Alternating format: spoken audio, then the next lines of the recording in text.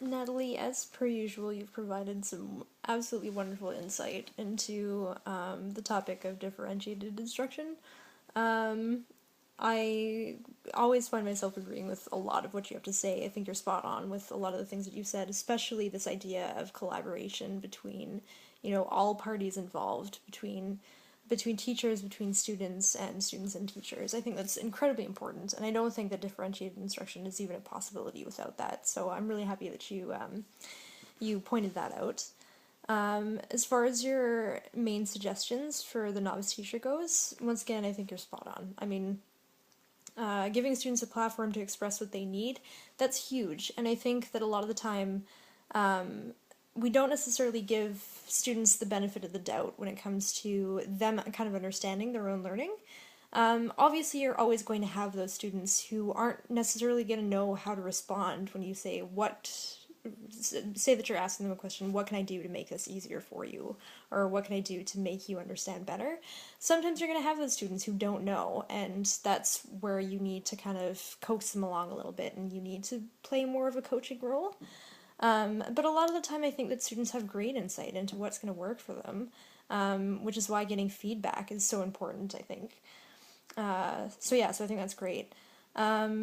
Second point, strive to provide relevant variety and then pay attention to what works.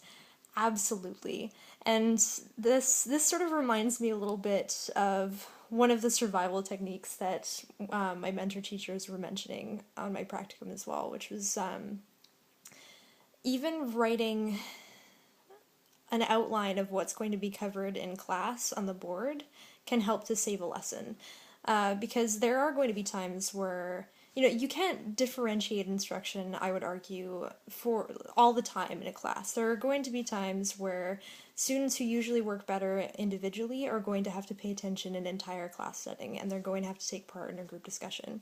But if you have an outline on the board, what my mentor teachers were suggesting is that a student can see that you are working on a specific assignment for an allotted period of time in the class, but then you're going to move on to an activity that they thrive with. So even having the promise of a different activity and something that is going to be more tailored towards their needs can be enough to get them to stay engaged in the time periods where they're not going to be quite as thrilled about what's being covered because it may not be quite as relevant to them, or it may be difficult for them. So I just kind of wanted to throw that out there. Always have a backup plan. There's nothing I can add to that. That's just solid advice for pretty much anyone, especially a teacher. Things aren't always going to go how you think that they will. They rarely do, I would say. So backup plan is excellent. Excellent advice. One of the things that you say right at the end, you say that you kind of have difficulty understanding or thinking of examples of when differentiated instruction has been fully implemented, and those keywords fully implemented are the things that I kind of want to focus on. I don't necessarily think that we can think of examples where differentiated instruction has been fully implemented, because I don't think that it's defined enough to have boundaries, if that makes sense. I think we have descriptions and I think we have guidelines in order to make differentiated instruction work. But as for parameters, I don't think that those exist, and I don't think that they need to at this point, because it is something that is